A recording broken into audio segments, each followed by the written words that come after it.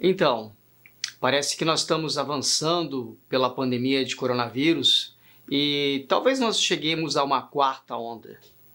Mas, depois de tanto tempo passado, o quanto ainda nós estamos imersos, o quanto a gente está sabendo lidar com as restrições, as limitações e as dificuldades que essa pandemia nos impôs.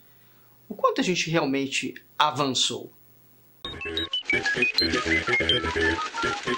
E se o medo de pegar o vírus for maior que o dano que o próprio vírus pode causar? A gente não tem certeza sobre isso, a gente não tem ainda medicamente uma clareza total sobre quem vai sofrer mais ou menos, mas a gente tem uma clareza absoluta de como as doenças psiquiátricas têm atuado tanto na fase pós-viral, como também agora com esse termo chamado coronofobia, que é um medo tamanho de pegar o vírus.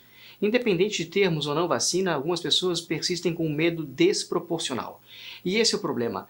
E diferente de um medo que a gente vê na fobia social, que as pessoas têm medo do contato, aqui a gente está num isolamento do contato pessoal, imposto pela pandemia. Imposto muitas vezes de forma mais exacerbada por nós mesmos.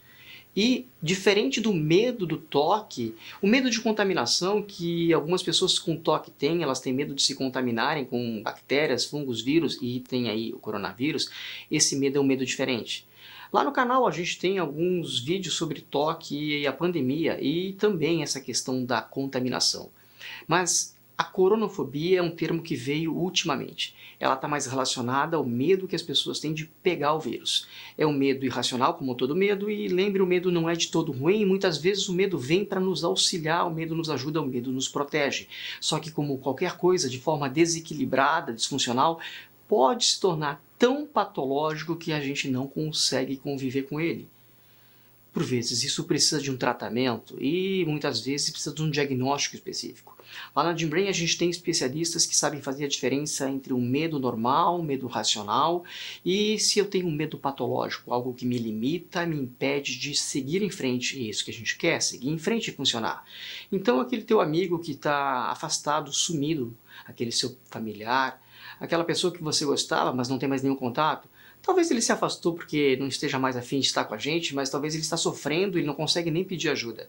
Talvez seja uma hora de fazer um contato, ver como é que essas pessoas estão e talvez entender que elas precisem de uma avaliação especializada. E se isso precise, mostre esse vídeo para essas pessoas, elas podem se beneficiar com isso, talvez elas estejam sofrendo de coronofobia e elas podem sim ser tratadas e ajudadas. Então, melhoraremos?